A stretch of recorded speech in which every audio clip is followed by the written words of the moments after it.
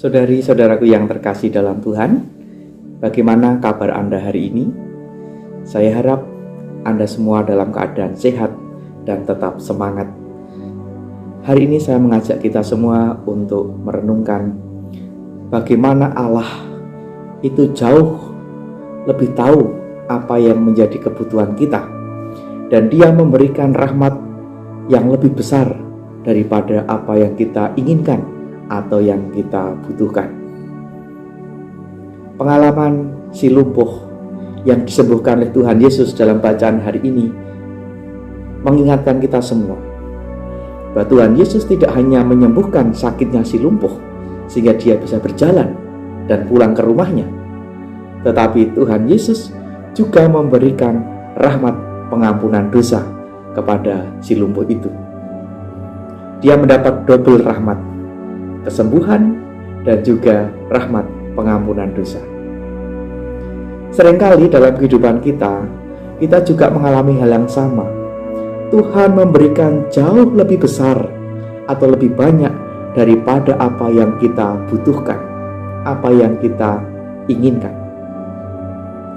Maka bagaimana kita diajak untuk terus-menerus memaknai setiap pengalaman ketidaknyamanan, penderitaan, salib itu dengan penuh pengharapan. Masa Advent adalah masa pengharapan, masa menantikan kelahiran Yesus dengan penuh pengharapan. Maka ketika ada situasi yang tidak mudah, kita diajak untuk terus tidak mudah menyerah, untuk punya semangat dan daya juang yang tangguh.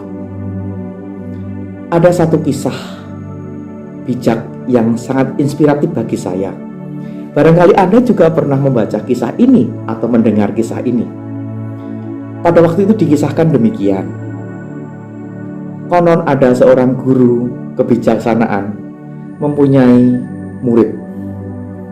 Dia meminta 4 orang muridnya itu untuk mengamati sebuah pohon yang sama di waktu yang berbeda. Pohon itu ada di kebun atau di taman pertapaan atau tempat mereka tinggal. Lalu murid yang pertama yang diminta untuk mengamati pohon apel, pohon apel yang diamati itu di musim dingin. Maka murid yang pertama ini kemudian melaporkan kepada gurunya, "Guru, pohon apel itu meranggas dan nampaknya mau mati. Sama sekali tidak ada daunnya dan batangnya pun mengering." Sementara murid yang kedua itu diminta oleh sang guru untuk mengamati pohon apel yang sama di musim semi. Lalu murid yang kedua ini juga datang kepada gurunya dan melaporkan, "Guru, pohon apel itu kelihatannya mulai hidup. Pada batangnya dan ranting-rantingnya tumbuh kuncup-kuncup yang hijau dan segar." Lalu murid yang ketiga itu juga diminta oleh sang guru mengamati pohon apel yang sama tetapi di musim panas. Lalu sang murid itu juga melaporkan kepada gurunya, "Guru, pohon apel itu tumbuh begitu subur dan rindang. Di sana sini tumbuh bunga yang indah dan buah-buahnya pun bergelantungan." Lalu murid yang keempat itu diminta oleh sang guru untuk mengamati pohon apel yang sama di musim gugur.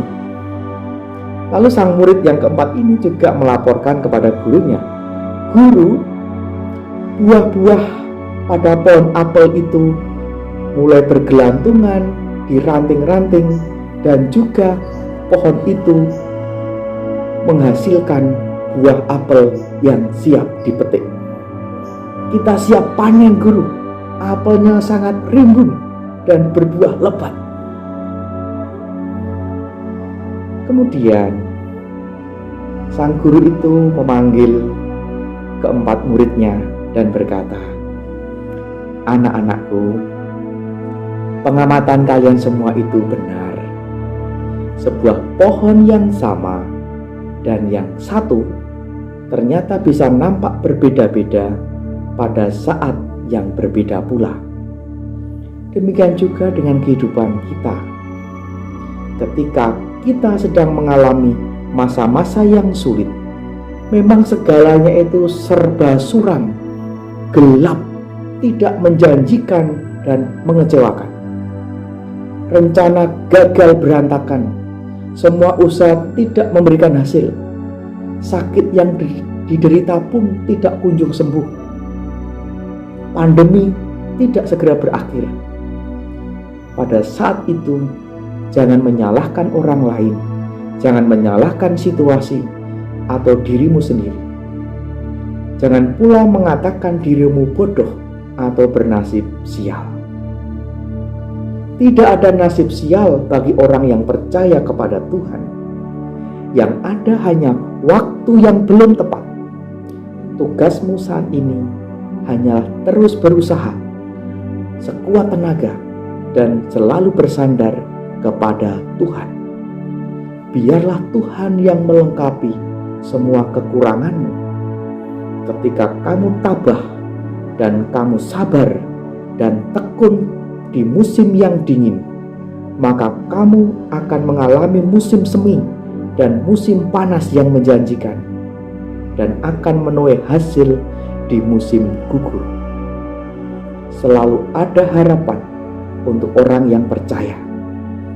Jangan pernah berhenti berharap, karena bila kalian berhenti berharap, kalian juga tidak akan berhenti berusaha untuk mewujudkan harapan itu. Saudara-saudaraku yang terkasih, maka marilah di masa Advent ini kita terus berharap pada Tuhan.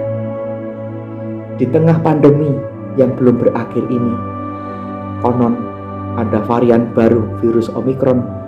Mari kita terus berpengharapan, berjuang berusaha sekuat tenaga, dan mengandalkan Tuhan, agar kita akhirnya akan menemukan situasi yang menggembirakan dan penuh sukacita di dalam kehidupan ini. Semoga Tuhan memberkati dan Bunda Maria merestui. Berkah dalam.